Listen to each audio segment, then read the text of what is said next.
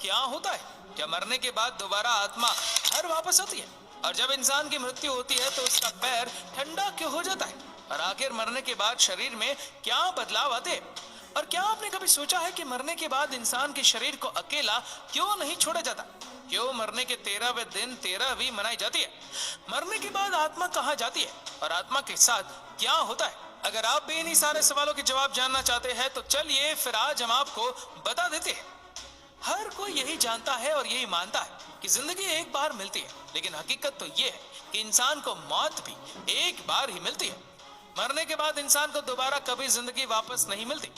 इसीलिए मौत का नाम सुनते ही लोगों के रोंगटे खड़े हो जाते हैं, क्योंकि एक मौत ही ऐसी चीज है जो इंसान के सारे रिश्ते एक ही पल में तोड़ देती है। जब इंसान मरता है तो वो मरने से पहले अपने बचपन से लेकर अब तक की पूरी जिंदगी देख लेता है, वो भी सिर्फ 7 मिनट के अंदर।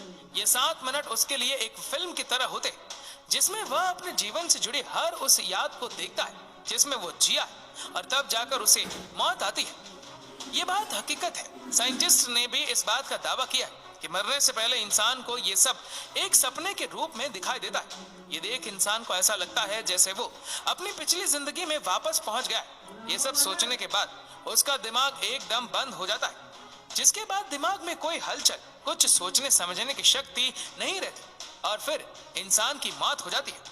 आपने देखा होगा कि मरने के बाद इंसान के पैर एकदम बर्फ जैसे ठंडे हो जाते, धीरे धीरे उसका शरीर भी निढाल हो जाता है। ऐसा क्यों? दोस्तों, ऐसा इसलिए होता है क्योंकि मौत के कुछ वक्त पहले इंसान के शरीर में हरकत होना शुरू हो जाती है। इंसान को एहसास हो जाता है कि अब उसका जीवन यही खत्म होने वाला है, और इसीलिए उसका धरती से कनेक्शन यानी अर्थ सोल चक्र कनेक्शन टूट जाता है, और उसका धरती से कोई भी कनेक्शन नहीं रहता।